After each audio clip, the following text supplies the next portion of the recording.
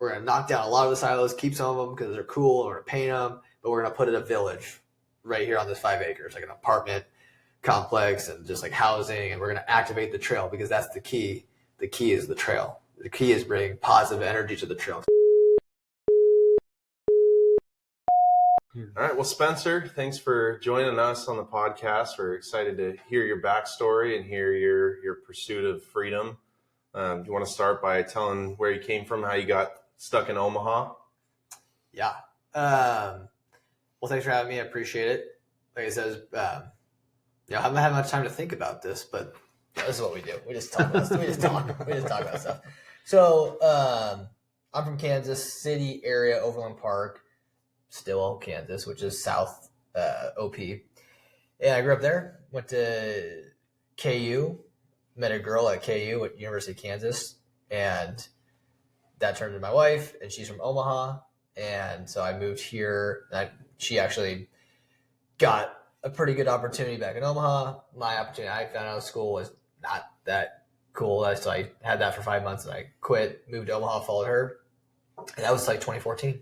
So I moved here in 2014, and then that's how I got here. And so when I moved here without a job, and I'm just gonna kick into it, I guess. So moved here without a job, and when I was in school, I was a journalism major. Ended up, I thought I was gonna kind of do film stuff, lots of things like this, broadcast, and then sophomore year, I can't remember exactly because I was a knucklehead and I can't remember lots of things from that time. But but I think it was just, the school was kind of antiquated. There's a lot of like newspaper writing, which I could do, but it just wasn't having fun. And I knew I wanted to make some serious money. And I was like, I don't think this is going to do it. And so then I went to the business side of the journalism school, which is like marketing, advertising, PR, Stratcom. So I ended up graduating with that. And then, but as like, man, I knew I wanted to go and do lots of things and have success. But when I got out of school, that would have been 2013. I was like, I think I graduated December 2013, did a half lap there at the end. And then couldn't find a job out of school because I was like a 3.0 student. And it was not the easiest time to get into that like ad agency marketing world where my degree was like kind of marketing too. So didn't have a job. And then so I kind of took the first random like sales job, which was like a staffing gig in Overland Park. And then did that for 5 months and moved because my wife got a good opportunity here. Well, we were still just dating. Decided to just say, screw it, follow the girl, see what happens. And so moved here without a job. Ooh, I keep touching that. Moved here without a job. And it took me a couple months, but then I found a job at a company called TSYS, which is like a credit card processing company.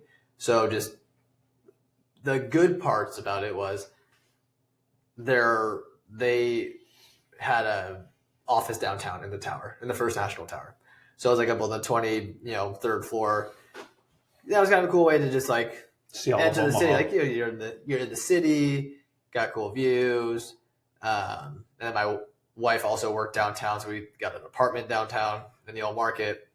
And so that's how I really got introduced to Omaha, was living downtown, working downtown. And that's when I realized this place is pretty special. It's cool. It's got opportunity.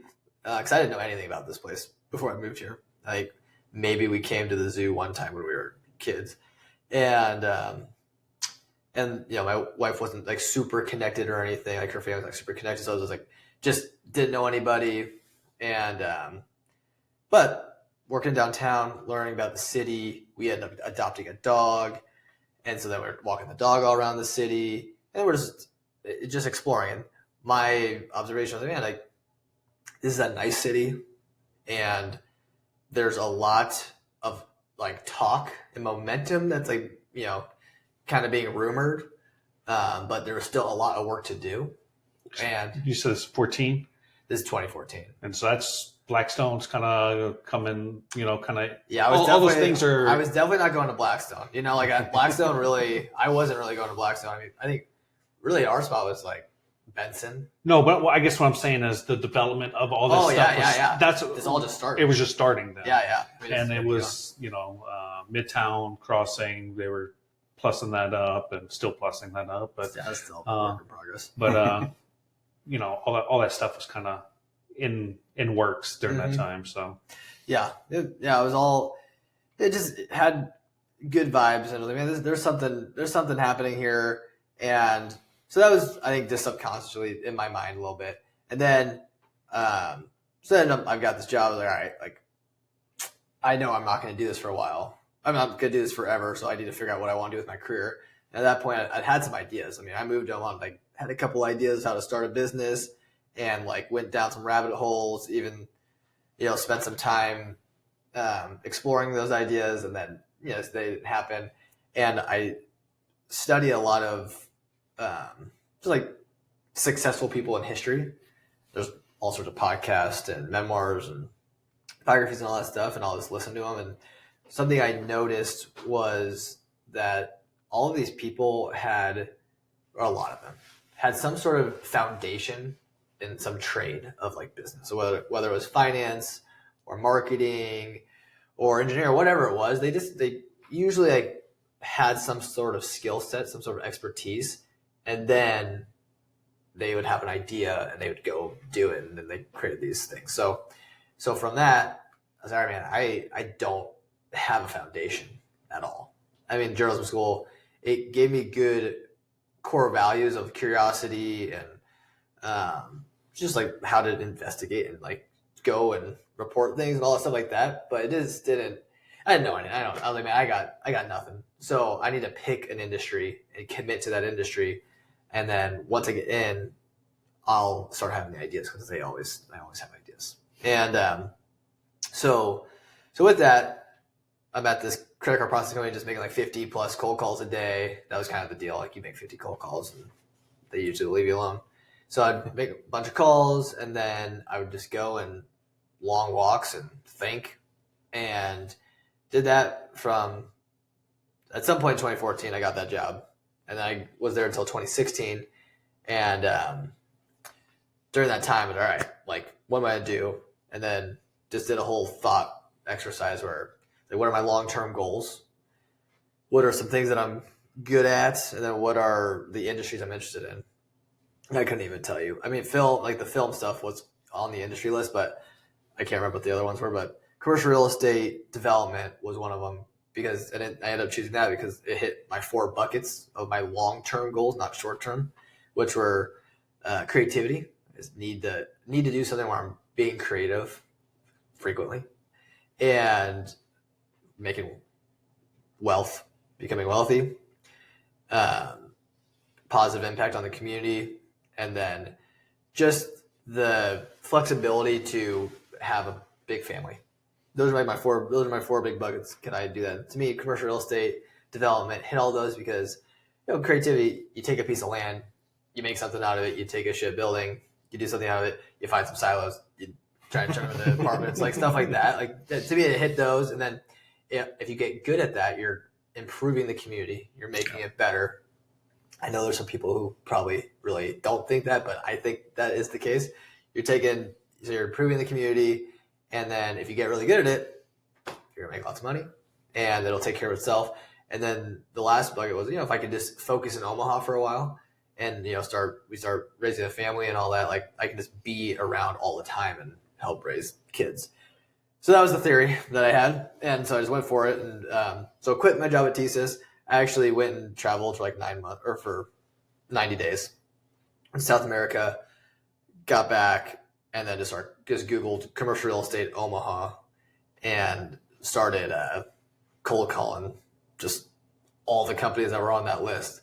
And I probably made like 20 something calls and found one gig. But I'll pause there for a second, because that's kind of like the first phase of like, boom, I'm in Omaha, I'm learning the city, and here I am. So I got a question on that. So just kind of as you're unpacking your life and your thought process, clearly you're cerebral and you're thinking. Where does that come from? Is that part of your upbringing? Is that part of being a journalist in journalism school or whatever? But you got your notebook, you wrote notes before this, you're planning, you got buckets, all that stuff. Like, where does that come from? I don't know. Have you always been like that? I'm just trying to think. I remember like in middle school, high school, I was always I've always just been a thinker. Just always like to think, and like I am extroverted. Like I like people a lot, and I like being around people. But I do need alone time to just be in my head. And like I don't know. I got notebooks from. I just always had ideas. I think I've always had ideas. And when I was a kid, it always translated to like inviting friends over and inventing games and inventing stupid stuff to do. Like I'd make up all these games and we can go play it. And then, we'd take like a dirt bike and tie a rope to it and put a wagon, get a wagon and put one of my brothers in it, and we'd drive a dirt bike and we'd film it. Like we'd do film stuff like that. So my creative outlet when I was a kid was like just getting a camera and filming things and putting videos together. And then just like having ideas and writing things down. And, but I don't know. I don't really know where it came from. I just think, I don't know. I think, I don't know. My mom always just instilled in us like, hey, like, you can do whatever like she just made me a very confident person and very comfortable in my skin. So, hey, you're awesome and you can go do all these things. And, even though when my grades and things like that didn't reflect those things, just, always instilled that in me. So I have no idea. It's a great question. I really have no idea. I think you hit on something, confidence is as important or more important than grades, how you handle yourself. I think there's something to be said about when you came into Omaha working in First National Tower. Like I get this immense feeling of limitless possibility being up in like the Woodman building, or I've done a couple seminars downtown just in the upper floors, and just looking out on the town and seeing all these structures grow out of the ground. That's just I love development for that reason. And I think working there and punching the clock and hitting your, like you said, 50 cold calls, seeing all this growth around you, it's like you see that I could be the orchestrator of this. And so do you think that you were already in the mindset of wanting to create those things, or were you still in the small-minded kind of got to grind mindset? I've always had just very large expectations for myself. So I've always been a pretty big thinker, just like things I would just tell myself I'm going to become. But the reality was I had got out, I wasn't that good at school. Somehow I maintained a 3.0. Don't even know how I did that. And then got out of school, couldn't find a job because I didn't care at all about putting a resume together. Didn't do internships and all that stuff. Really just was having fun. And luckily I found a wife. And then I got out of school, couldn't find a good job, realized how hard this world really is. And then it just kind of hit me in the face. I've been lying to myself. I've told myself I'm going to do all these things, and my actions are not aligned with what I say I'm going to do. Mm-hmm. So I'm lying to myself. And so when that happened, I really just decided that I need to reset my mind, and I need to, I need to take things more seriously. I need to make a plan and go figure some stuff out, and just take action, because I have this. I just always feel a sense of urgency that I am behind, and I need to go get things moving as quickly as possible, because you get old. You kind of every year goes by a little faster and it just freaks you out. So it's all right, you got to really do things that you say you're going to do. And so with that, the big mindset, the big plans for life have always been there, but the actions were not aligning with that. So then, this is probably 25 or something. We're real old in life, Well, yeah, now I'm 34. But I was 25. I was man, I gotta figure this out. So then I just started listening to lots of podcasts, and like, just like started studying business people. Like my first, like for me, studying is just like listening to stories. Like that's how actually I study. It's like I will listen to this person's story, and I'll just take mental notes. And sometimes I'll like just text myself a note that I thought of when I was listening to that person, and just making sure that like I'm like if I do what these people did, that should at least somewhat get me in the right direction. And like when you have that, when you start to like really identify your North Star of where you want to go, it just helps you. It helps a lot. So, just really, and then, so that's where it started. I just started rewiring my brain a little bit, putting a lot of positive stuff in there. Really, it's like, and then when I quit my job and went to South America, because I knew during my thinking, I was all right, I'm going to do commercial real estate when I was at thesis. I was all right, I'm going to get into this, and this is the plan. I did identify a plan.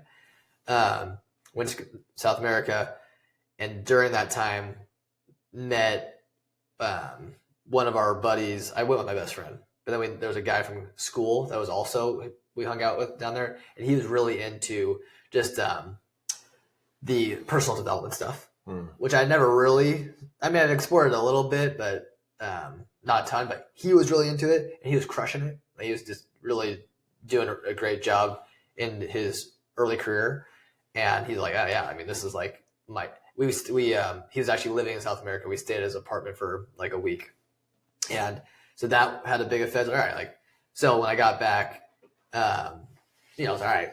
I'm gonna brainwash myself with just personal development stuff, just positivity, just like because you just gotta have that because I knew what I was getting into was gonna be really hard.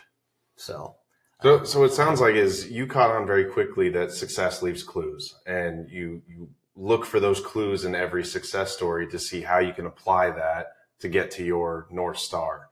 And I think that's one of the most important things is that you found this North Star. You called it your four buckets that you weigh every decision against. And I think having that North Star, every opportunity that you're presented with, you weigh it against that. And if it doesn't serve that purpose, then it's not worth it. Even if it might be profitable, it might be, fruitful. If it doesn't serve those four buckets, then it's not the direction that you need to be headed in. Yeah. Well, and like to expand a bit on like the North Star thing, like the buckets, like I think before that I was making like short-term decisions, just like because I think unfortunately a lot of people just make short-term decisions and it never actually serves you the best. All right, like what is just in 20 years from now plus like what do I really want? And so that's where I came with the buckets. But for business, my North Star was like got back from South America. My wife, still girlfriend, she came the last 2 weeks. Like I went to South America with 10 grand. I came back with $0. And that's how that happened. But it was worth it. It was a pretty good budget for South America. It was amazing. Mm-hmm. It was awesome. And so, but anyways, part of that was like, I got her flights from there back, and we got engaged out there, and we had been dating for a while. So like it was all good timing. And so we got back, and during our travels, I told her, this was a big deal, like doing this trip and all that stuff. And honestly, she was the one who encouraged me to do it because I'd always wanted to do it. And she just like, hey, go do that because I don't want you to not do it, get stuck in some career, and then you're just some cranky, butthead that is just like regretting like this family time that we're gonna go create, sooner than later. And I was like, all right. And I literally, that's when I really planned out. I didn't go to bed till like 3 a.m. that night. Planned out this whole trip. Well, at least the high level. Called my best friend the next day. Hey, I'm gonna go do this thing. Quit my job this day. I'm gonna buy my ticket, one-way ticket that day. And then he called me back 24 hours later. Said, hey, I'm gonna do the same thing. So then that's what we went and did. But anywho, end of the trip with my wife and now fiance. Hey, like, just told like we're not gonna do anything like this again until I go build a skyscraper in Omaha. I was like, that's the goal. Like, we're going to get back to this city. And we're going to go build a skyscraper. And that is my North Star. And obviously I've got my buckets to keep me in bounds to make sure I'm like not losing my way. But that is truly like my North Star. It's like, how do I get back to this city, get into this industry, and like survive. And then like from that, learn how to create a business that can then in turn build a skyscraper. That was everything. And I was like, and then once we build the skyscraper, we'll go sabbatical. We'll go do something crazy again and chill for a while because it's going to be a grind to get to that moment. So that was the North. That's always been, I mean, it's still my North Star. It's like, how do I go figure that out? And so yeah, I mean, honestly, good. I mean, maybe that was from sitting up in the 23rd floor, just looking and thinking. I definitely could have been. You know, I wish I would have journaled a little bit more throughout everything because you forget things. But so anyways, that was that, and then was doing the cold. So I got back, was cold calling a bunch of people, a bunch of companies, getting a lot of no's because one, before that, when I was telling people, oh, I'm gonna get into commercial real estate, oh, like, you're a journalism major, it's kind of a finance industry, you're really good with people, you got good energy, like you should like be a realtor, like sell houses. And there was a lot of that. And then when I was getting all these no's because I didn't have any experience and was a journalism major, that was tough, but just kept cold calling, and then finally got a call back from DP Management, was part of Dial Companies, and they needed a entry-level property manager. And they actually didn't want to bring me in for an interview because, hey, like, we think you're overqualified. Like, you have a sales back. The last year was sales. Like, we don't think you're going to really want to do this. I was like, no. Like, let me come in and just talk to you guys. And prior to that, I had 2 interviews because I was getting so much bad feedback from the real estate company, from the commercial real estate companies. I was like, all right, I need to go just call some of these like tech companies, because like maybe I'll just like go to some of these like cool tech companies, be a salesperson there, make money, and start buying real estate. That was my backup plan. So I got to like last round of interviews with Sojourn, got pretty deep into interviews with Builder Trend, got to like, where I would be like talking to my boss or my boss's boss, and they would ask me, I both times, they're like, well, what's your long-term goals? Like, what do you want to do? And I was just very honest. Do this, and then I'm like, I'm gonna I'm gonna start a business, and I was super honest.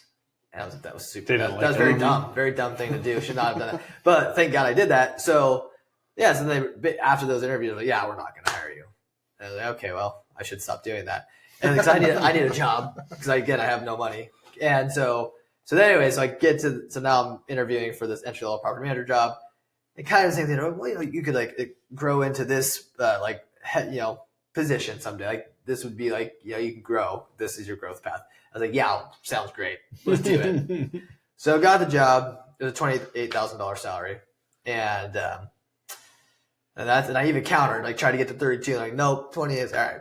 Let's just do it. So that was January 2017. And that's when I finally got into commercial real estate. And then from there, signed up for the real estate classes, got my license. And then in October, I actually got my license right before my wedding. Got married in October, right before the wedding, got the license. And then after my wedding, I came back and went to my boss and said, hey, I quit. I'm going to be a broker now. And because leading up to that, Dial had some, they have some in-house brokers who work on just like their properties. And I'm not going to go into what Dial is, like people can do their own research, but their OG developers have done a bunch of stuff. So they kind of more like at that point, like kind of like a holding company. And so one of the in-house brokers was like, hey, you might be a good broker if you wanted to try that. I said, well, I'm about to get my license. And I didn't know what a broker was. I was like, then I learned what it was. And okay, like this might be it. Because property management was what it is just so important. If you're going to, what I learned was, okay, this is what it's like to own property.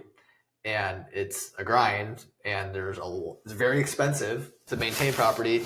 And I learned what cams were and triple nets and, tenants, and, tenants will stop paying rent, and then that's a real thing. And so I did it. So I learned, I thought, okay, I think I learned what I needed to learn, but brokerage would allow me to network with developers and investors and business owners, and it'd make me a 1099, 100% commission person, which would like basically put me in a really tough spot, which would be good because I needed that. I need to learn how to like not, what it means, like eat what you kill. And if I got good at it, then I would have money. And if I had money, then I could buy deals and start doing development. So that was all right. That's what I need to do. So anyways, came back, quit my job. And they're like, well, can you help us find you can stay here and be a broker, but can you help us like find somebody to replace? Can you just work the year out and we'll start you January 2018, January 1, 2018. So we did that, found a replacement, stayed at Dial, in-house broker there, but they didn't have anything for me to work on. And they told me, hey, we don't have anything for you. And again, I was just naive and probably overconfident. I was like, oh, well, that's fine. I don't need to be handed things. I'll go figure it out. And it was just struggle bus super hard. But everyone, again, from going to a broker, everyone's like, well, you're just gonna struggle, and it's gonna take you 3 years to make any money. You're not gonna make any money your first year. Hopefully, you make some money your second year, and by the third year, you'll kind of figure out if you have what it takes or not. And all right, well, so let's do that. And so the one thing I knew, I kind of like accepted. All right, I'm not making any money. And again, talk to the wife, say, hey, I'm not bringing any income to the table for a while. And she's like, that's fine.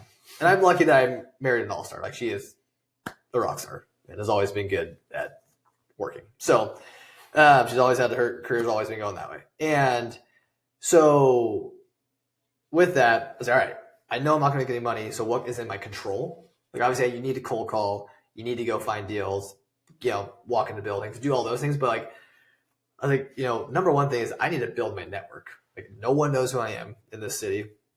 I don't really know anybody in this city. And one of my superpowers, like I do like having friends.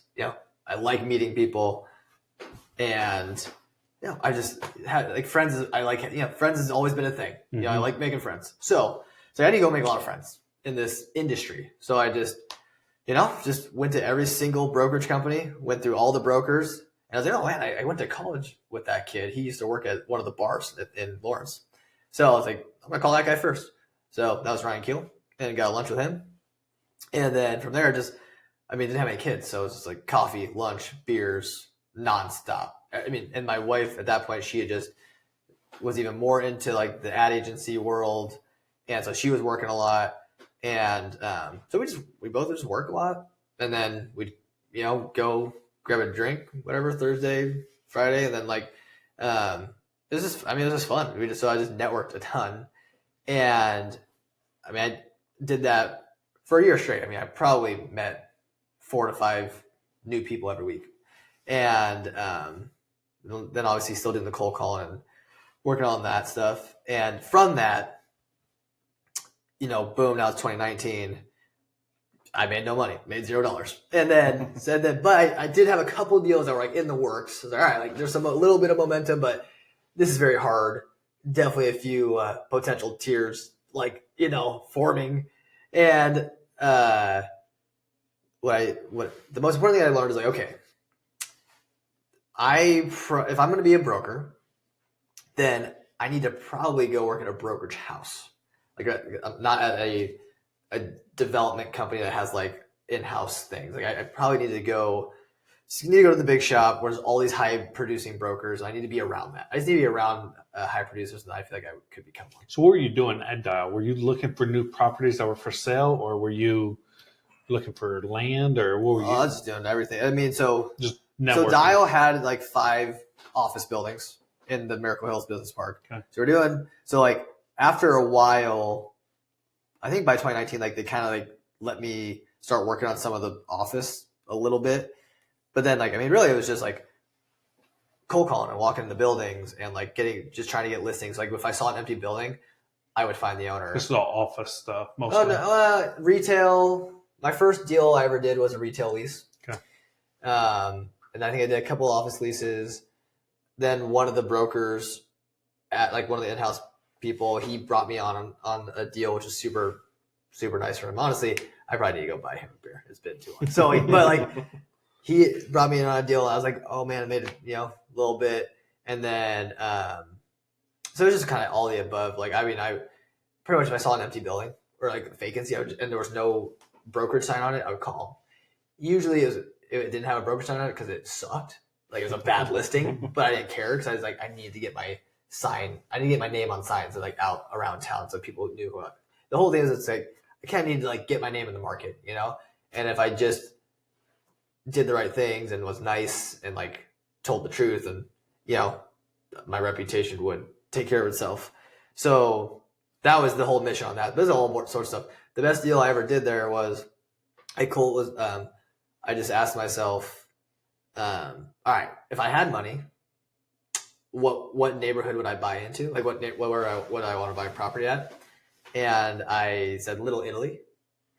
What I personally I think is the best. And this was, at this point, this was 2019.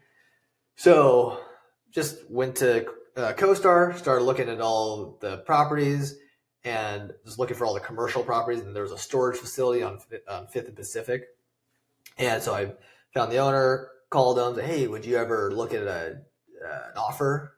Or would you ever sell or whatever? It was just probably super annoying. And then he was an ass, and he was like, I get these calls all the time. Like, just get out of here. Basically he's about to hang up. Like, okay. I was like, but like, do you have a price? And he's like, yeah, I can't remember. It's like 1 point. It was like in the ones, 1 million something. And I was like, okay. And how many units do you have?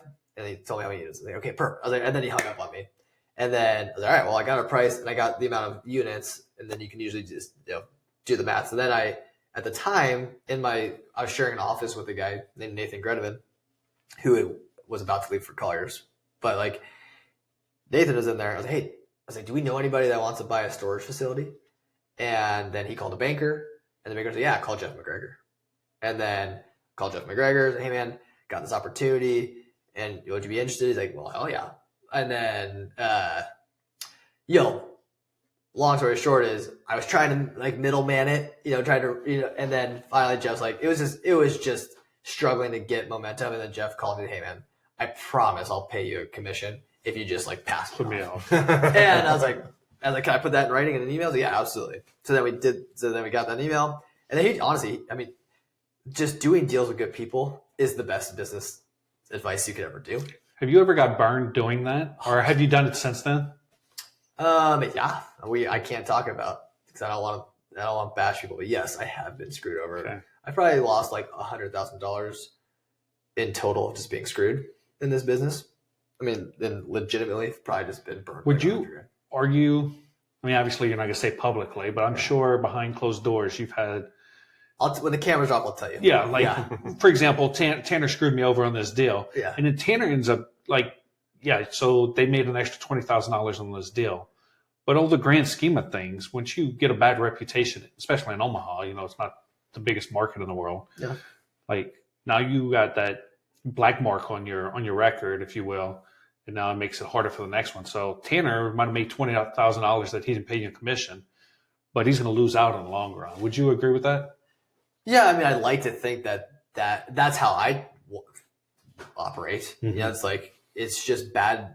It's bad business to be bad. Yeah, like just like do the right thing. Yeah, you'll get yours in the long run. Yeah, yours always. It'll. I don't know. Like karma.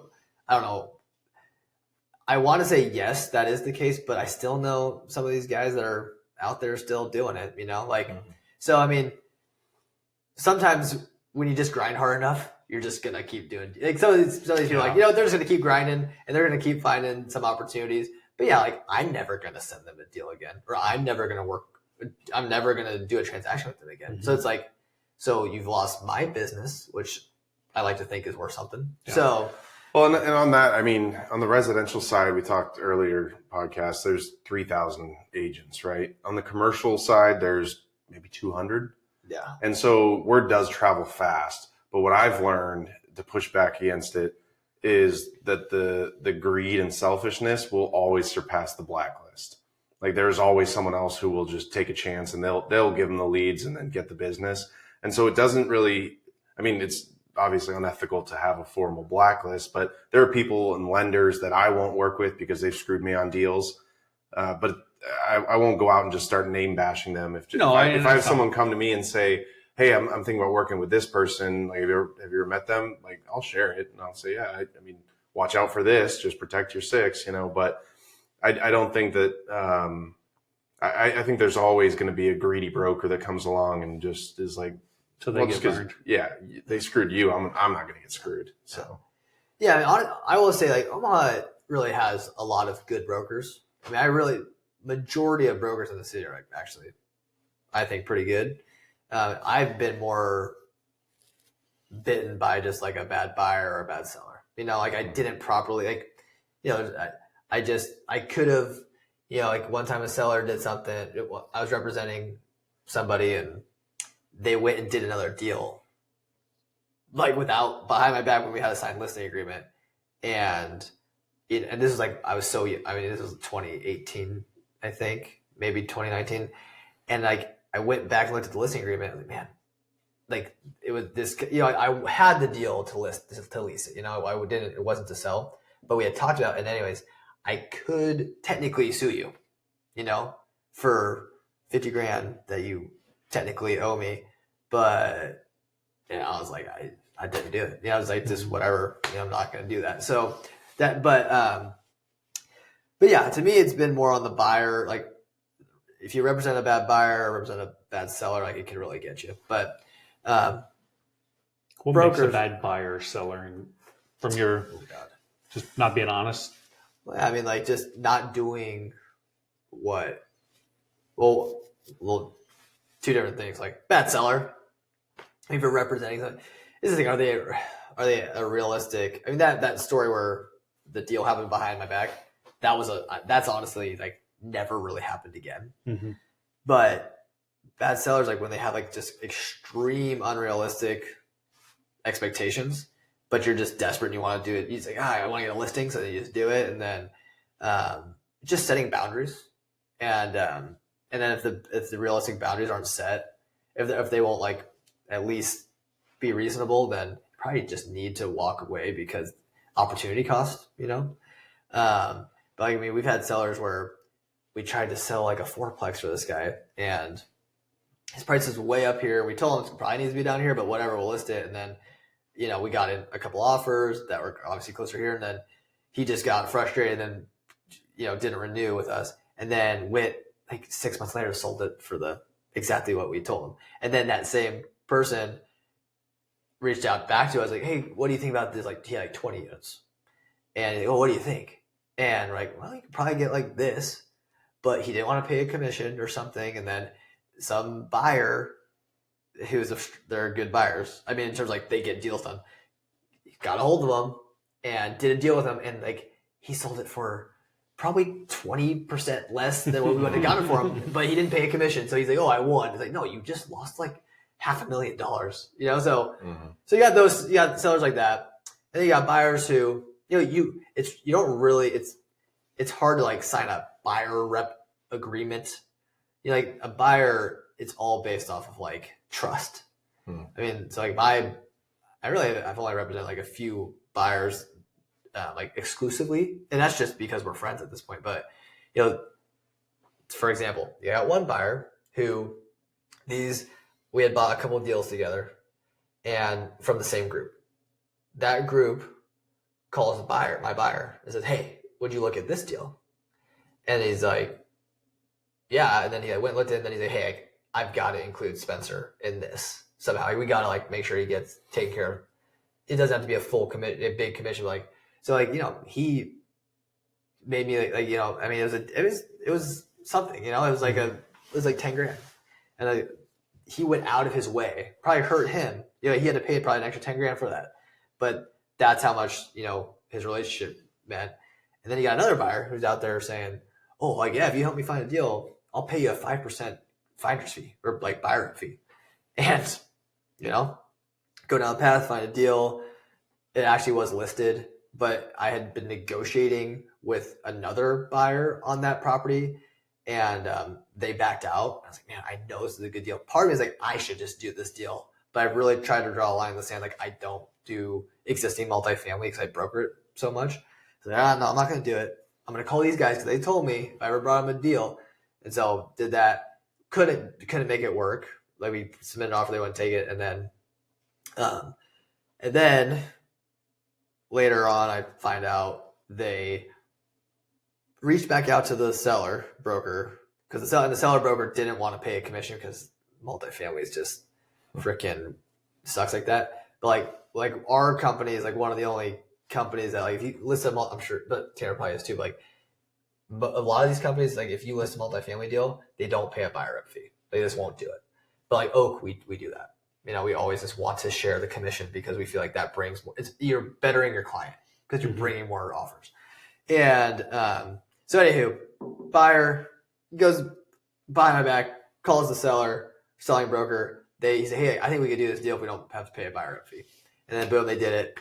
And that happened. And so so you got, and that happens more on like this. That does happen. Like, that stuff happens a lot. Yeah. And but at that point, I definitely just know who not to help.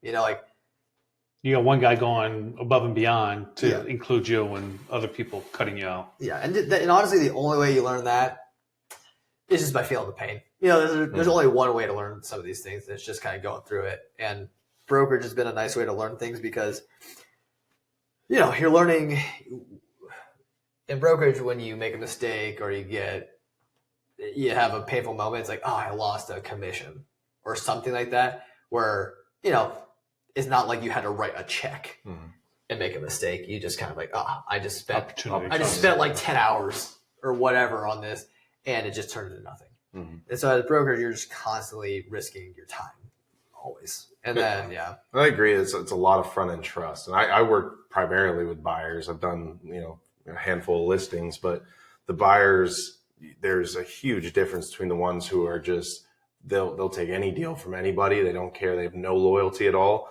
And then I have a buyer pool of, they're really loyal because I've had sellers reach out to my buyers and offer them deals, and they'll take it to me, and they're willing to pay me more as a consultant than a broker because they want those guardrails. And I'll look at the underwriting and I'll tell them this could be a deal at this, and they'll take it back to the seller and they won't work anything out because the seller's just trying to take advantage of a naive buyer. Yeah. So I do think that our responsibility in brokerage is more to be those guardrails.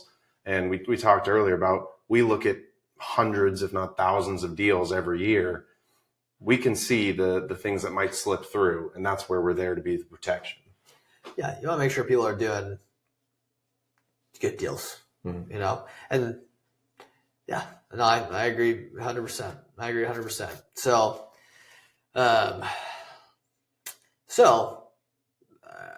Little Italy storage facility. Yeah. So anyways, did that deal. It's kind of like, it was just like Jeff, I'll just wrap that up, but because it is just another example of a good person. Jeff calls me, he's like, hey man, we are so close to making this deal work. We'd already under contract, he needed to do a little bit more negotiating. He's like, can I knock your commission from about half a point? Still gonna be good commission. And I was like, yeah, will you buy me a whiskey? And he's like, yeah. So we did the deal. And then he invited us over to his office, and we had whiskey. It was awesome. And that was the best deal I ever did at Dial. And so pretty much that was right before I left. That deal finally closed. But then when I got into 2019, it was I was like, okay, I gotta go to a big broker house. That's the next step that I need to do.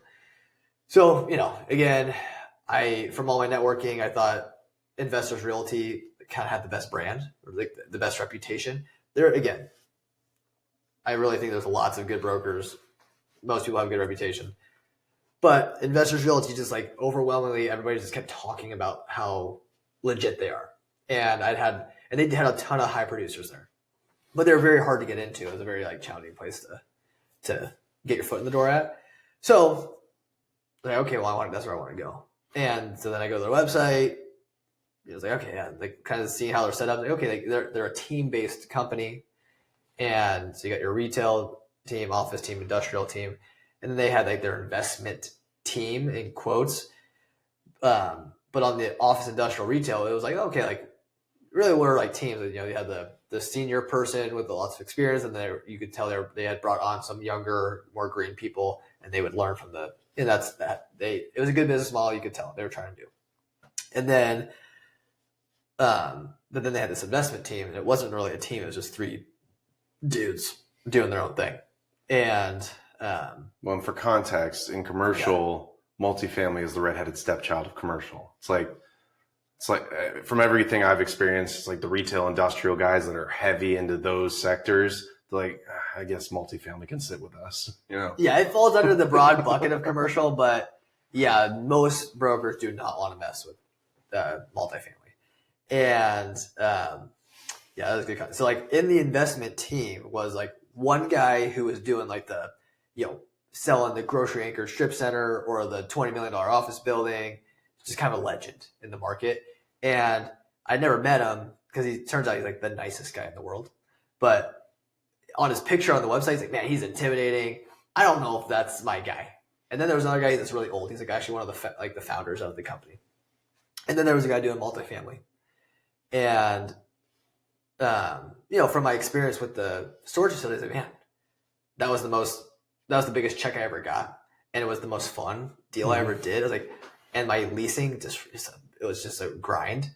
And I'd probably done like 8 leases. I was like, man, my 8 leases didn't even equate to half of my sales checks. Like, I'd rather just do like 10 deals a year than, 40 leases. So, all right. So anyways, this guy's name was John, and he was doing multifamily all by himself.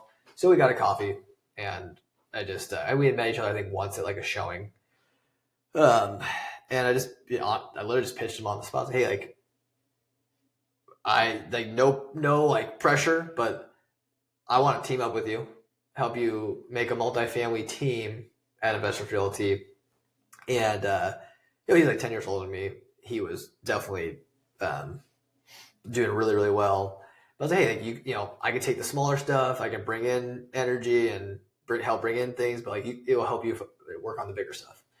And planted a seed. He was hey, like no pressure, just like planting a seed. I'll stay in touch. And I just stayed in touch.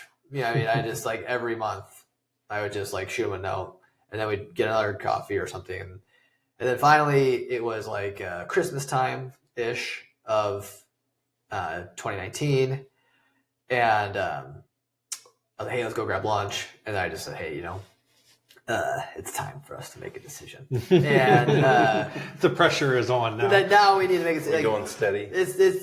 We gotta do this, yes or no? Because if not, I'm gonna go to Plan B because it is time for me to move on to a bigger brokerage shop. And I was like, it's totally okay if it's a no, but just want to let you know that if we do this, like I do expect us to crush it, and if we crush it, I will have money. If I have money, I'm going to buy deals, do development, and probably try and start a business, maybe a couple businesses. I don't know, but like something's going to happen. And I just don't want to blindside you. I don't want to like not tell you that this is what's going to happen. And, he's like, well, okay. He's like, okay, well, he's like, you going to be in Omaha forever? Like, yeah, this is home base until like the beach houses and stuff. Like this is home base. And, he's like, all right. He's just like, fuck it, let's just do it. And so then we had to go through the whole like talking to the owners and doing all that. So it took a couple more months, but they got to Investors Realty, and then COVID hit like 3 weeks later. And that's where like luck and timing really is the thing, because like who knows if it would have got delayed an extra month, and then COVID hits. Like I probably would never have gotten no. it probably would have just been sorry, timing's not right. But they already let me in, so I was like, I'm here. And I was used to like being broke, so it didn't really matter that the market shut off. I was so pumped that I got into Investors Realty. And then again, we still didn't have our first kid yet. And John didn't have any kids, so it was just like we kind of just started showing up to the office. Yeah, the office it was empty. Like it was like us and then like a couple other people, but we just work all the time. And then obviously summer of 2020 comes along, and people are like, okay, we're gonna start doing deals again, and that's when it all really took off. Floodgates open. Yeah, and that was boom, next level of the theory from like a long time ago. Okay, now I'm learning, and now I'm making money, and so that started happening. So how long were you at Investors Realty? We were at until October of 2021. Okay. So during our time together, he had mentioned that one of his dreams was to start his own brokerage firm. He had been a broker for 15 plus years at that time. And, I was like, all right, well, I mean, I want to learn how to start businesses. And then after 2020 was over, and it was like all this momentum. And I just noticed that, like Tanner said, like multifamily is just an oddball in the commercial real estate. So a lot of business and deal flow just kind of like gets passed around these big firms. It like comes into the president, and then like, oh, okay, like it kind of gets there's a lot of like passing back and forth, which is awesome. But multifamily is just such a weird thing where you don't get a ton of referrals. And John had organically built just such a good book of business organically. And so I just noticed, so what I learned from him is that he's very detail oriented and just tracks everything. So like I started tracking all of our deals, just basically copying what he did. It's like, okay, so I'm supposed to track my deals. So I tracked my deals, and I was tracking like who sourced them, because I wanted my goal is to try and become my main source of business someday. And so it's like, I was like, oh wow, I was like, dude, John sources like 70% of our stuff, and then I brought in like maybe like 5+, and then the rest was like were referrals, but still like 75% of our deals were just we had it. And to me, that's like a recipe to start a business. So then anyways, I was like, dude, you said you wanted to do this, like I'm down, let's do it. So then we hired a kid out of college to be our marketing and research person, and that was like January 2021 we hired him. And so anyways, we kind of worked that. We started October of 2021 is when Oak started. And really I'm like a partner there, but it's John's baby, so I've just been trying to help grow it. And now we've got 6 brokers, and we brought on Colleen, who's a partner. Quickly after we started, we brought Colleen on, and then we got like NAI's NP Dodge's like their brokerage coordinator, who like was in charge of like 20 brokers, and she came and was in charge of 4 of us. So now we got 6 brokers, property manager, director of operations, and then an intern who helps on the property management side right now. And it's just kind of like very organic, just grow when it feels right. And is it safe to say y'all sell more, at least smaller multifamily, being say 30 units or less in Omaha than any other brokerage? I don't know.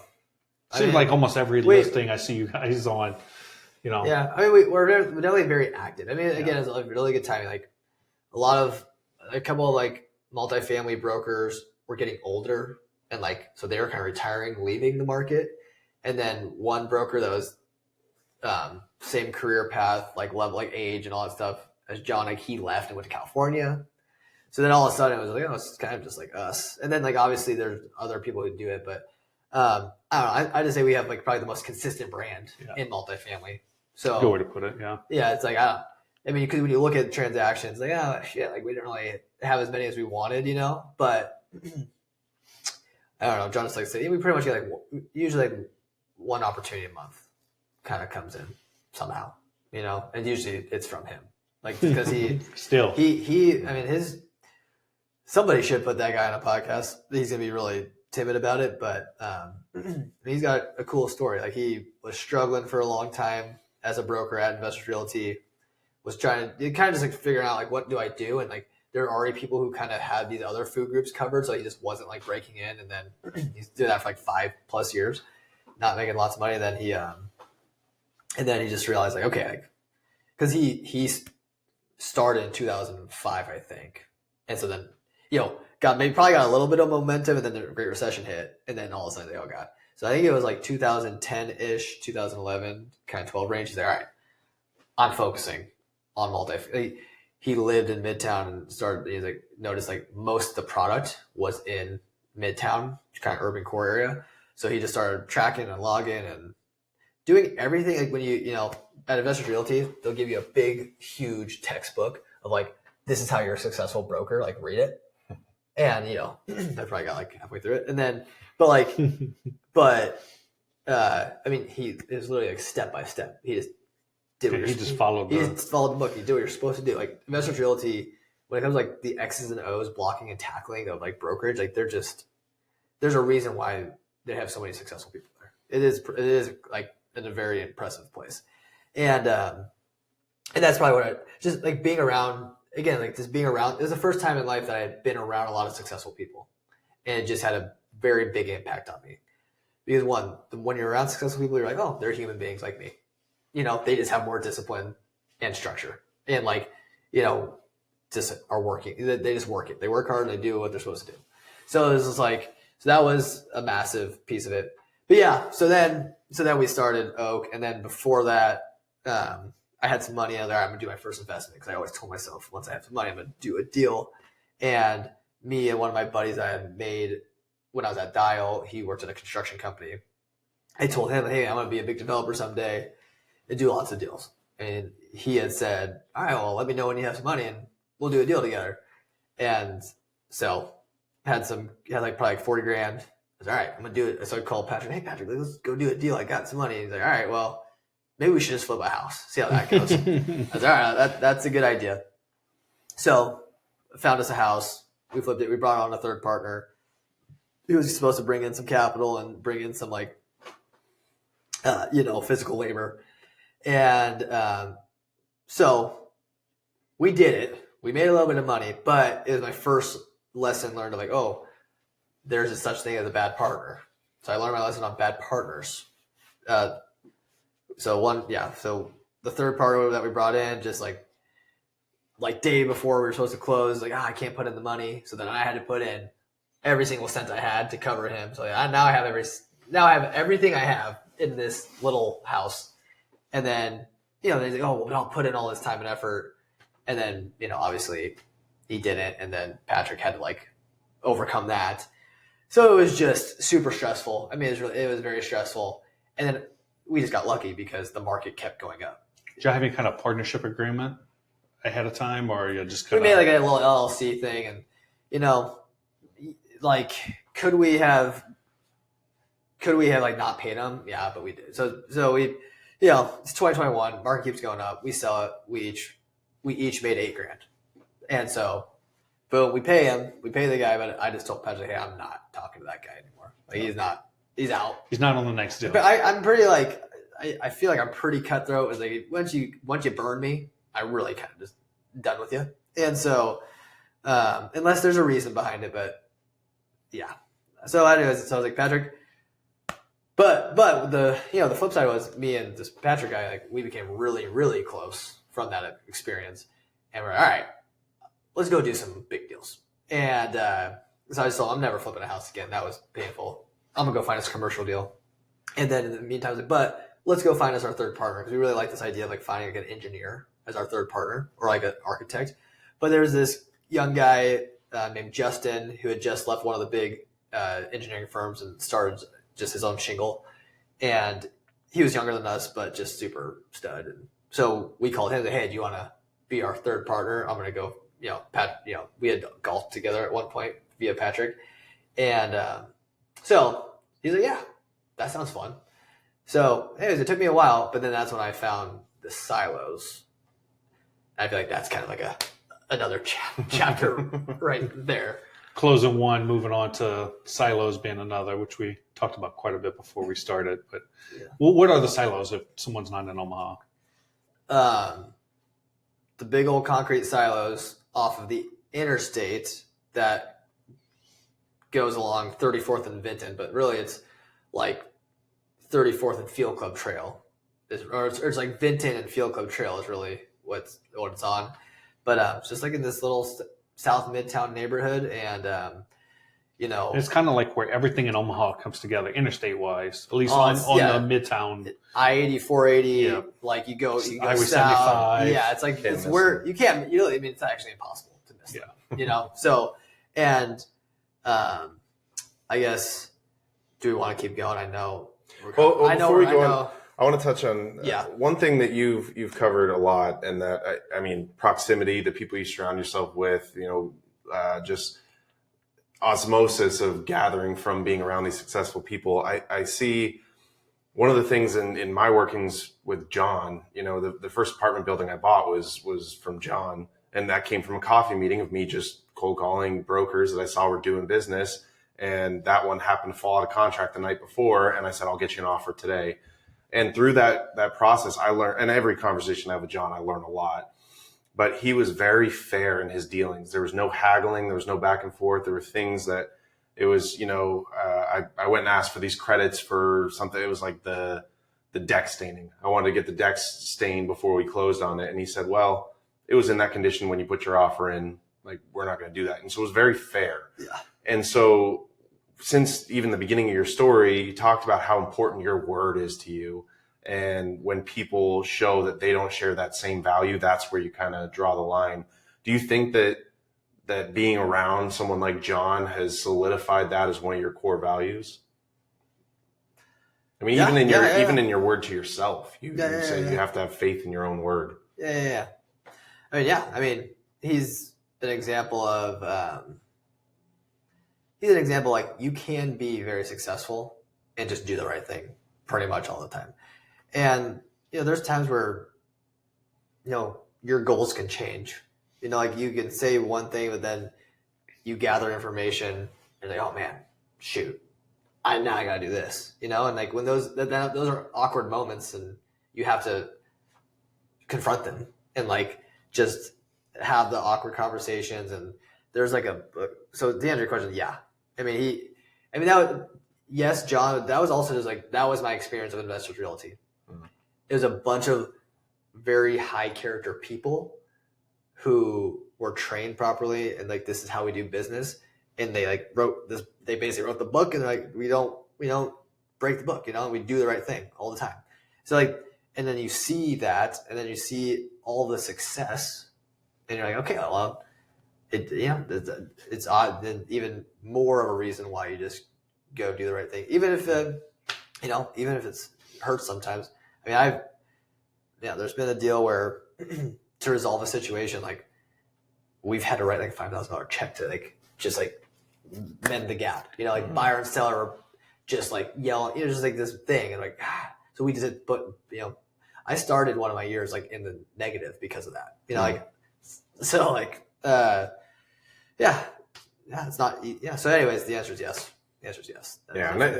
And integrity, I think, is extremely important in this industry. And I mean, my best John story is when we were doing this deal, and I was at a residential brokerage at the time trying to, do commercial deals. Very hard. Like you said, you were at Investors, having that background of, at least you get the notoriety of that brand. I didn't have any of that. Yeah. And so John, when I put in that offer on that, and I was like, in commercial, commissions never implied, right? It's a request. And I submitted my offer with a commission, and his answer was, well, we don't pay commission to residential agents. And so through that, he basically gave me the opportunity to earn my commission more than I had ever before. And it was understanding now, being more experienced, there's a lot of risk involved in a transaction. And when the listing broker has to do 95% of the work, why are they going to split half of their pay? And so through that, eventually he did wind up paying me a commission. Yeah, there's a little bit of a backstory to that too, because we had been burned super hard. I know the deal we're talking about. So yeah, usually he wouldn't even blink twice at it, but the buyer before really left a bit of heartburn on that case. But yeah, no. So I mean, that was an impactful part of my story. Yeah. So I love that, and you gotta earn it. I mean, buyers brokers, as a broker, sometimes your hourly rate is like, whoa, I just made like $1,000 an hour. Sometimes your hourly rate's like, I just made like $8 an hour. You know, so it's just like, it just is one of those things where sometimes I think people see like, you know, brokers are lazy because, you know, they get this big old check or this percentage of a big number, and you know, don't see 52 weeks of 80-hour weeks. Well, you don't see the grind, and it takes a lot to get a listing. It takes a lot. Yeah, it takes a lot to get the listings. It's quite exhausting gig, but yeah. So that's kind of where, like, so when the silos happened, that's really, that's 3 years ago, but it's where this transition really is kind of started into the next phase of career life a little bit. So I don't know if we are running out of time, but you know, I'm good if you're good. But yeah, I'm good. I guess we're good. On that, what is the plan for the silos or that property? So, because the silos have been empty for a long time since. I'm kind of breaking into the story about it because I think it'll give the context for everything. So the silos were built in the 50s. So back in the day, you know, there's no interstate there. So that was a railroad neighborhood. And so rail went through there. Some developer, like out of Texas, I think, came and built spec these monster grain silos. And I think he did very, very well because I think they were full up until like the 70s. And then the interstate project came in. So then the interstate came in, which then killed the rail, which then killed the silos. And then they covered it with a pedestrian trail, which then becomes Field Club Trail. And so they've been empty since the 70s, 80s, somewhere around there when the interstate went in. And like if you go walk under the interstate bridge, you'll see so when they made the interstate, they actually cut like a couple, you know, 2 or 3 of them, and they just left the concrete under the interstate. So they're just sitting there. And then there's like a boat there. I don't know how the hell the boat got there, so that's like the history of the silos. And then, you know, fast forward to 2022, I've got a buddy who crazy enough is the guy who I went to South America with. He got a job in Omaha, and so he was living in Omaha for a couple of years, and he lived in a house, like renting a house in a neighborhood like along the trail. And so we're just hanging out, and he's like, hey, have you ever gone onto that trail and like walked down and seen those big concrete silos? And I just drive by it on the interstate every day to go to work, but I never go into the neighborhood. So the next morning, I go get off the interstate early, get off 42nd, drive in.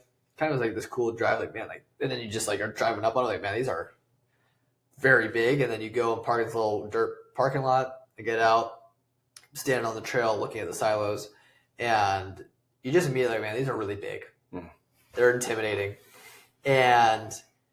But as I'm standing there, it's a nice day, and there is a runner who's like kind of running by me, and they like run. They kind of stop on the other side of it, and like next to the silo. They usually, these runners would stop, look at them, and then go back the other way, go back north, which is like Field Club and Midtown, all that stuff.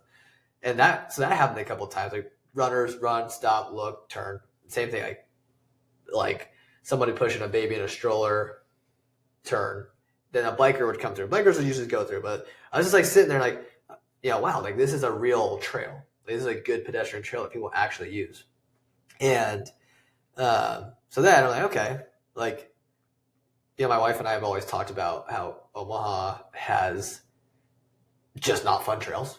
Like you go to Dallas or Charlotte, and like they built legitimate development along pedestrian trails. And that was something my wife had always like talked about. She said, man, that's just no fun that Omaha doesn't have that. So subconsciously that was in my head. But so I'm sitting there seeing these pedestrians go back and forth. All right, this is interesting. So then I pull up my GIS map, and all right, like how much land do these things sit on? And you pull out the map, and you're okay, well, one, the silos sit right on the perimeter. And I was like, oh my God, they sit on 5 acres. That is a huge chunk of property to be in a midtown neighborhood. It's like, it's got to be owned by some industrial or some like institution, it has to be. So then I look who owns it. It's like, well, it's a mom and pop guy, and he bought it for $250,000 7 years ago. And I was like, what the? I was like, this doesn't make any sense. So then I just do a little bit of like broker math, because again, I'm a journalism major, not a finance person, but like you just kind of know like simple formulas. So all right, if this guy called me and said, Spencer, if I got these silos demoed, we don't know the cost, but if the silos were gone and this is no longer zone industrial, it's zone multifamily, what could you sell it for? What could Oak go and sell it for?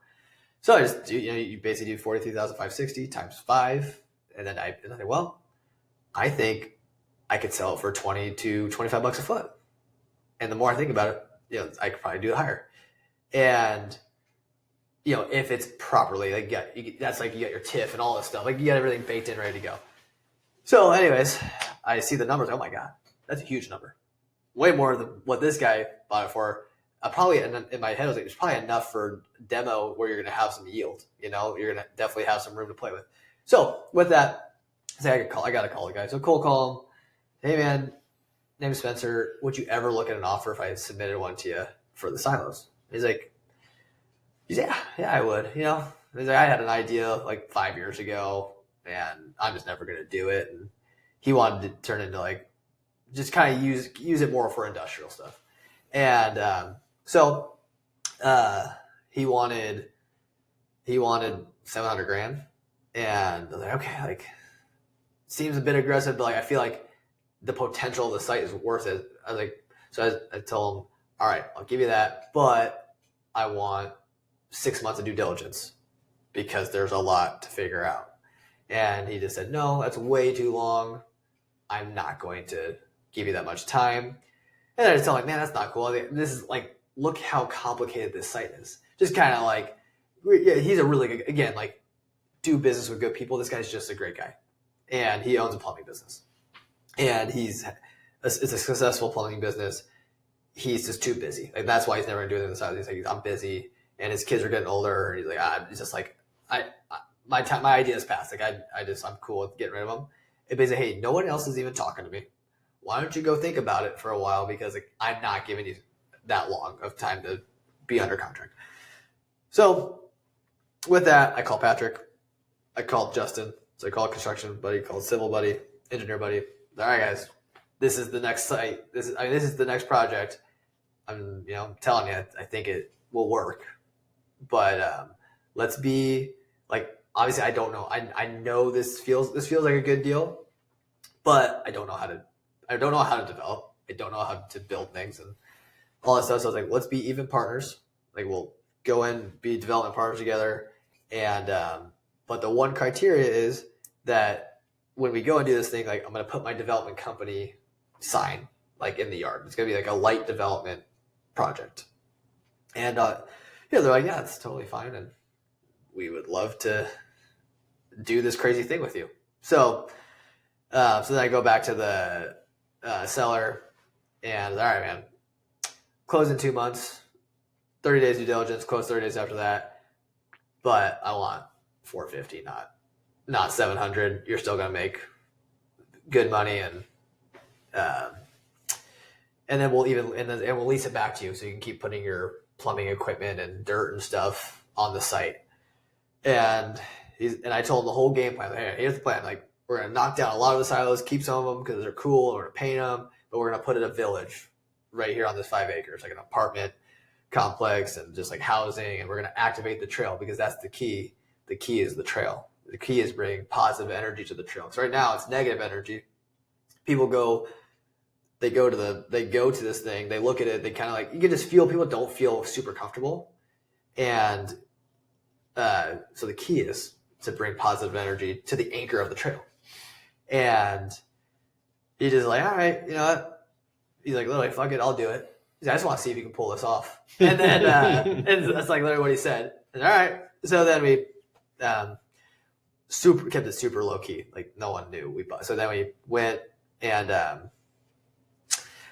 we had some just things we had to figure out. We had to get a demo bid. We had to get a structural engineer to look at them. We had to get a phase 1, it's like an environmental check on the soil. We had to get a survey, which you always have to do. And then we had to sit down with the city, like just at least tell them what we want to do and see if they would like be receptive to it or not. And so we did all those things in like, 45 days. And actually probably did less than that. So, and we got a lender to lend us on it. So we only had to put like 25% down. And so like us 3 were able to just buy it by ourselves. And that's how that all started.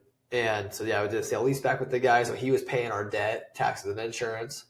And then since then, he's like negotiated way down. He doesn't really use it anymore. But we've had like different tenants using it to pay our debt and all that stuff. So we really haven't had to come out of pocket. And then, so it's definition of a covered land play because the first year we had to get it into, so it was a grandfathered industrial site. That's what the site was. And from there, so the key is you got to get it into a CRA or an EBA, like a community redevelopment area or extremely blighted area. So then you can go and get TIF and just different tools to help partner with the city. So that took a year. So that was the big risk. Because when you look back, you're like, well, why did nobody else do this? One was it wasn't in a QCT. It's like a qualified census tract for like what is like big tax credit housing. It wasn't in a CRA or it wasn't in anything. So basically, what I had learned, because the reason I asked for 6 months of due diligence was because in brokerage, that's what I've noticed developers do. Like they'll put it under contract, do a bunch of the legwork, and then if they get it, they'll close. But if it like falls through, like, well, now the site's not worth what I'm paying for. Like I'm not going to do it. Is that why he didn't want the long due diligence? Because he didn't want it falling out? Yeah, he's probably just like, well, you guys are just going to do all this homework and then you're going to just bail, and then you're going to waste my time. And so, like looking back, you could have done if I really wanted the 6 months. Honestly, super pumped I didn't do the 6 months because it just kind of forced us to get going right away. But what you could do in that situation is just leverage your earnest deposit a little bit. So it's like, hey, like I'll put $5,000 hard just for the opportunity for 6 months, because a lot of people don't do that. And to me, I think people need to put earnest deposit at risk more. I think that's a thing where I think it's important personally. Like when I go under contract on deals, like I let earnest money go hard, like not from the set, but like once I know, like, okay, like we still like the deal and I do it all the time. So anyways, so that's how that, so year 1, just getting it into it, we got it into an EBA. And then from there, that's when you can bring on some investors and start paying for architects and like very slowly. Like we never a lot of money at a time. Just like it's just piece by piece. And now we're looking like we should start construction next year. And we'll see. How big of an area? I mean, obviously you said 5 acres, but like, what do you? There's renderings online so people can see it. But like, so the bin, the annex of like they're like it's like really 3 sections. Like there's like the silos themselves are like, this is a bin that has like 8 of them, and then you got the big middle piece, and then you got the piece that butts up the fin. So the ones that touch the interstate, those are going to stay, and then the rest of pretty much everything else, besides the very end, are going to like get brought down to about 15, 20 feet high, because there's a natural grade from east to west. So like silos sit on the west, so it's actually a perfect retaining wall. So we can use that 20-foot cut as like retaining wall, and then we're going to put a couple structures over some of it, build a big podium building towards the east end, do some townhomes for like our 3-bed product. So it'll be a total of 4 structures, 230 units. And honestly, it was just my idea, my vision, obviously found the site.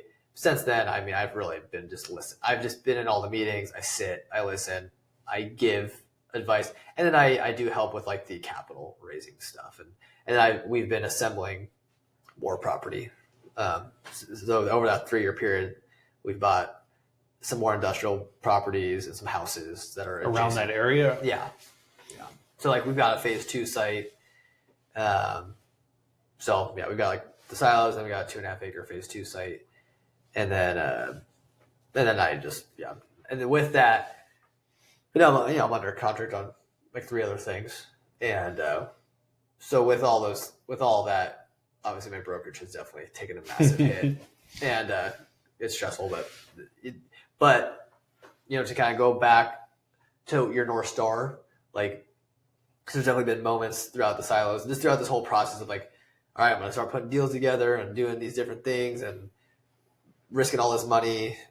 It's like, well, the North Star is the tower, to go build the tower. So it's like, there was a moment like a year and a half ago where there was so much like negative talk in terms of like, you guys should just sell it. And like, we had added a value when we got it into EBA, or you guys should just sell it. And you guys can all walk away with a bunch of money, and like, you guys don't know what you're doing and all this stuff. I mean, because it's a blessing and a curse, but I talk to a lot of people, probably too many people, and just like, just always interested to hear people's insight on things, and it just got to be a lot. And it got to a point where I was like, man, maybe we should just sell it and just keep the smaller 2.5 acre piece and sell the big piece to like a bigger developer and, make money, but then we'll have this. And, but my partner's like, no, like, that's not the plan.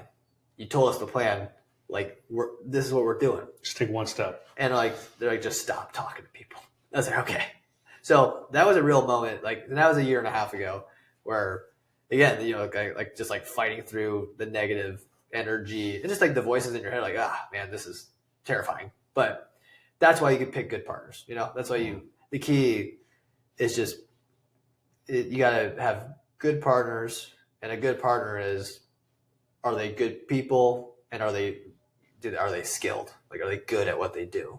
Like, if they're a good person, they're skilled at what they do, and your goals are aligned. Because I have over time learned that you can be a good person.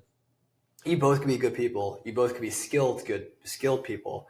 But if your goals are not aligned, then you're just gonna have friction, So it's like, if you can hit those 3 things of aligned with the goals, the skills, complementing one another, and then just like good character, it's all theory because nothing's been accomplished quite yet. Like, not the finished product's not there, but that's the theory. It's like you should be able to go accomplish lots of things if you do that.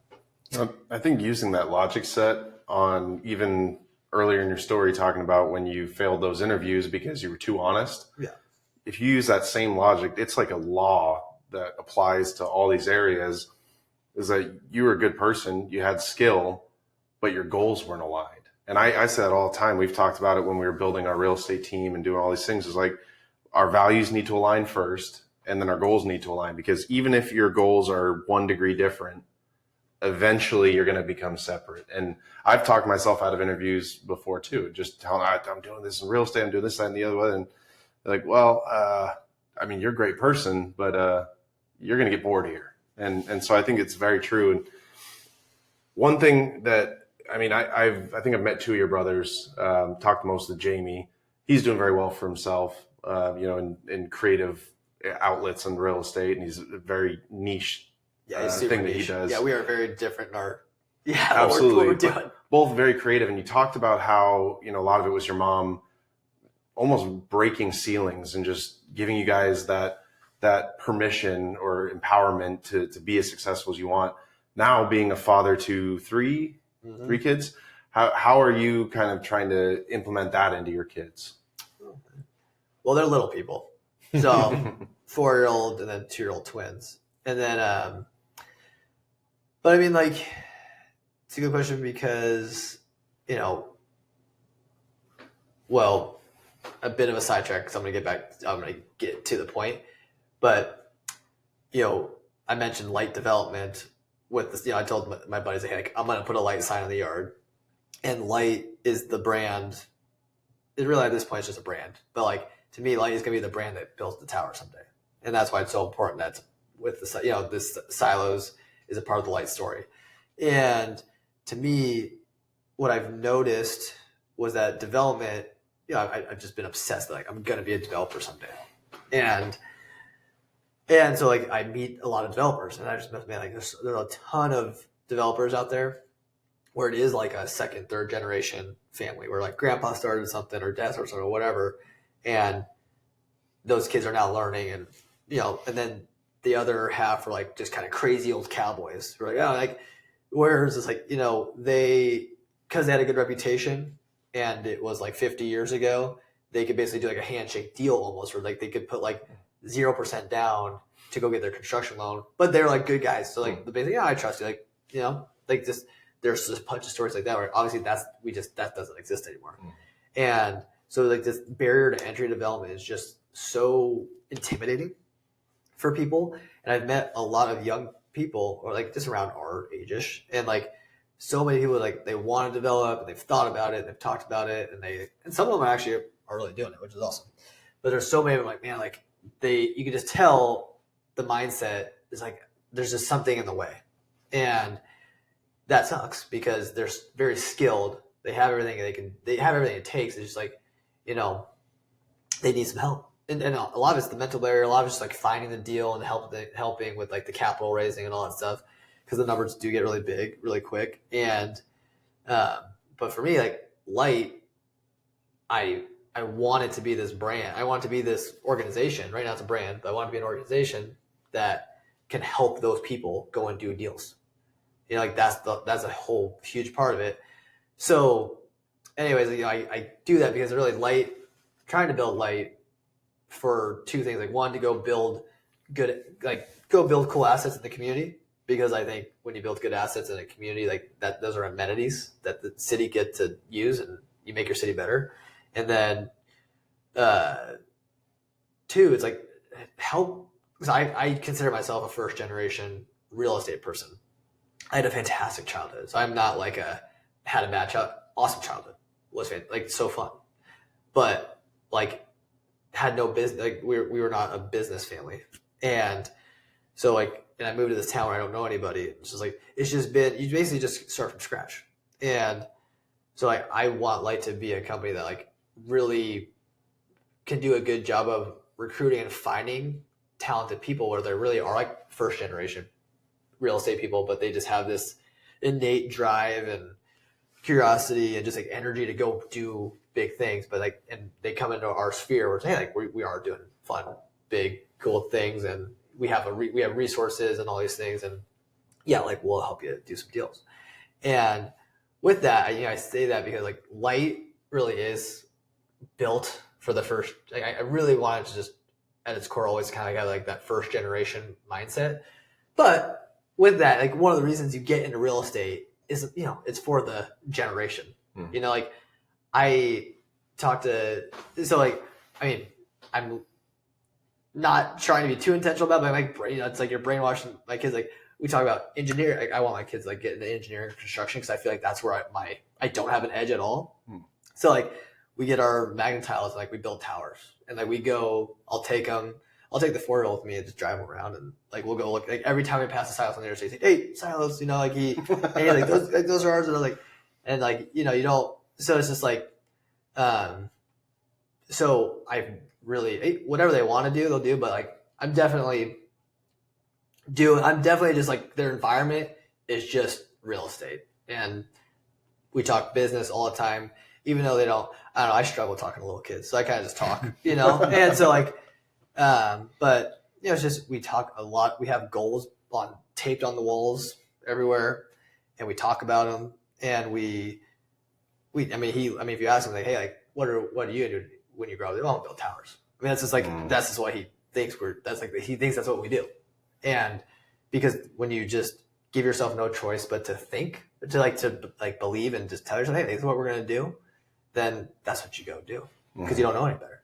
And so with the 2-year-olds, it's just survival mode. I don't even know, but but they kind of get to that point where I think I feel like you're just a product of what you see all the time. So with that, like we just try to move around a lot, exercise, and try to eat. With the little people, like just we want to show them, hey, like we move our bodies a lot and we play, and we yes, we do watch TV, but that is for relaxing. And but then with the 4-year-old, it really, we talk about goals, and me and my wife do talk about like just family core values, because again, when you study these ultra successful people, unfortunately, a lot of it is ends up with like second, third, fourth marriages, and like not awesome relationship with child, and that's like a nightmare. So like there are some stories out there where wow, like they did it all the way through. Like they have this cool family and achieve their dreams, and that just takes patience, because you definitely can get to where you want to go faster in business if all you did is work. Like I've definitely noticed that. Like there's moments where I get super frustrated, or man, I just need to work. I just need to like not be here right now and like go be somewhere quiet and just get stuff done. But over time, you kind of just realize like, all right, like when you have like a long-term vision for what you're gonna do, which to me that's what like light is. That's what development is in general. So it's like, if you just just patient, just doing the right things, and just being present. You're just being present and just like hanging out and doing your best to be where your feet are, which is tough sometimes. But I don't know. That's all I can do. But there's so little I don't really know. But truly, I mean, I do. We just talk about it all the time. Like we're like, we're building scrapers. We're building skyscrapers. We go drive and look at real estate. Like I do like some side, like on the weekends, I'll go help some buddies like work, and like I'll bring him with me because he loves it. And then like, cause he'll make like a couple bucks. And then, I'm just I just want him to enjoy working hard. Cause like, that was something that was hard for me. Like to me, that was like a muscle I really had to like build. Like I enjoyed working hard at things I like. So like I enjoyed working hard at my broadcast class in high school, but I didn't enjoy working hard in my math or science classes. So I wouldn't do, so it's like, I'm trying to like build that muscle. Like we just work hard kind of all the time. Cause like we like to work, like we're just workers. So that's one thing I'm really consistently trying to like just implement. And there's just like the no limits, just, hey, there are no dreams that we can't do. And it actually is true. Like the key is just the sooner you start when you're a little person, like obviously when you're, 4 years old, you're 4 years old. But like when you see some of these stories, like, man, like some of these guys, like they really just started when they were in like high school. Like they started like just tinkering around and just like trying things and just like doing stuff and like took things a little bit more seriously, like always having fun, but their definition of fun was a little different than what my definition of fun was when I was in high school. And so, and that's part of my urgency. I was like, man, yeah, I had a lot of fun, like just playing and doing knucklehead things, but I felt like I kind of put myself back a little bit. And that's where a lot of this urgency and it's like, just like, we got the clock's ticking. Like we got to get to work because 10 years goes by really quick. Yeah. So. Well, I think what's really cool about what you said is something that we've always done in my family and with my wife and I is we don't do baby talk with the kids. Like we talk to them and we have conversations. They learn to talk a lot faster, like having 7 kids and they hear normal conversations all the time. They pick up on it a lot quicker, and we're not going to have them babbling when they're 9 years old.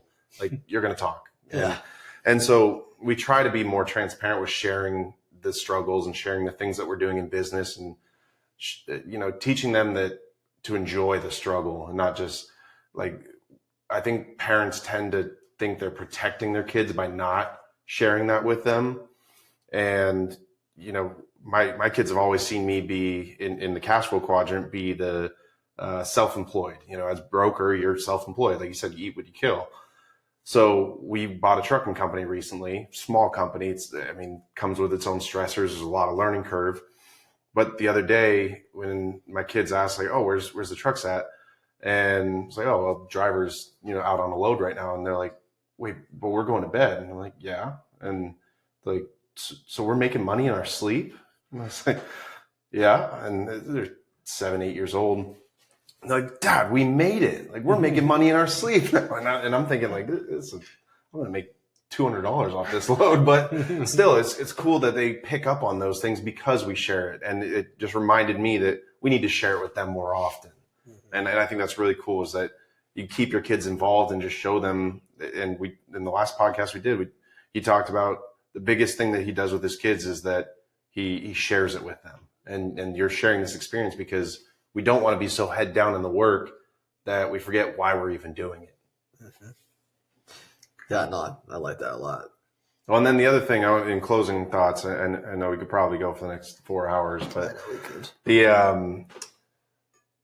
I heard something, I don't remember who said it, but the most successful people have a constant, the story of the two wolves and which one is going to win is this feeling of unworthiness and the imposter syndrome and the arrogant belief that you're indestructible. And those two wolves are constantly fighting each other. And I've heard that a lot in your story today and a lot in my own stories, that it's like I'm constantly worried about I'm behind where I need to be for my goals. But I also have this naive sense of indestructibility where I go into deals and maybe I get burned sometimes and lose, a couple $100,000. Speaking from actual experience. Yeah, I know. I've heard through your stories. Yeah, I know. Yeah. But it seems like you talk a lot about that. It's like, even when you guys did the open house, when you bought the silos, and I thought, because you had an oak sign out there first and before light sign got there.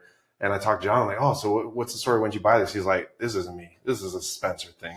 He was not excited about this at all. But we need that kind of thing, because it's like, if your ideas aren't big enough to scare people, then you're cutting yourself short. Yeah. Well, it's like you're supposed to scare yourself, Yeah. Yeah, it's like the whole thing. I hear that all the time. Like, your stuff's just scary. It's like, oh, that's good because I'm terrified. I'm about to say that probably meets it. One iconic structure in Omaha. Yeah. So that's kind of interesting.